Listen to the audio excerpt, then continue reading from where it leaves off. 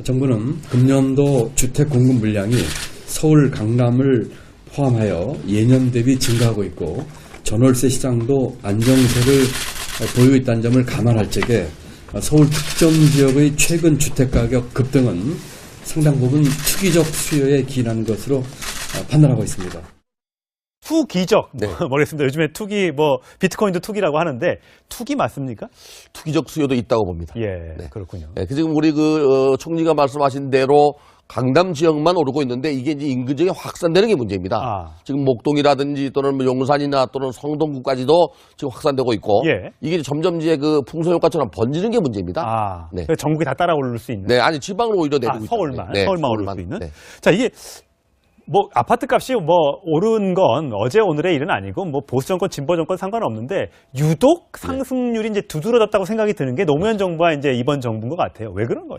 노무현 정부 당시 2006년도, 7년도에 똑같은 현상이 벌어졌습니다. 예. 양도세 중과세를 그때도 했거든요. 다주택자에 대해서. 예. 그런데 노무현 정부가 이걸 내놓고 난 다음에 다시 투기 지역으로 강남이 지정되면서 다주택자 중과세 때문에 가격이 오르기 시작했어요. 예. 똑같은 현상입니다, 지금. 근데 2008년인가에는 고꾸라졌잖아요. 그거는 우리의 힘에 의해서 꼬꾸라진 게 아니고 네. 미국의 리만 브러스라고 하는 IB은행이 파산되면서 외부의 영향에 의해서 가격이 떨어진 겁니다. 만약 그 당시에 그 외부 수익이 없었다면 계속 올랐을 거예요, 제가 볼 때는. 당분간. 생각만 해도 끔찍하네요. 네. 지금도 비싼데. 지금은 외부 영향이 없잖아요. 오히려 금리만 조금 오르고 있습니다. 그거 말고는 없거든요. 금리 오르고 그다음에 또 대출 여러 가지 규제하고 그러면 떨어져야 되는데 유동자금이 너무 많아요, 또. 지금 다른 쪽 돈이 갈 데가 없군요. 네, 맞습니다. 그렇군요. 가격 급등은 상당 부분 투기적 수요에 기인한 것으로 판단하고 있습니다. 투기적, 네. 모르겠습니다. 요즘에 투기, 비트코인도 투기라고 하는데 투기 맞습니까?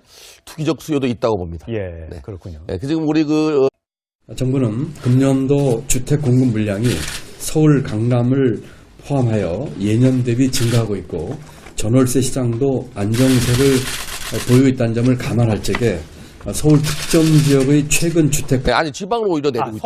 서울만 오를 수 있는. 자, 이게 아파트 값이 오른 건 어제 오늘의 일은 아니고 보수 정권, 진보 정권 상관없는데 유독 상승률이 이제 두드러졌다고 생각이 드는 게 노무현 정부와 이제 이번 정부인 것 같아요. 왜 그런 거예요? 노무현 정부 당시 2006년도, 7년도에 똑같은 현상이 벌어졌습니다. 예. 양도세 중과세를 그때도 했거든요.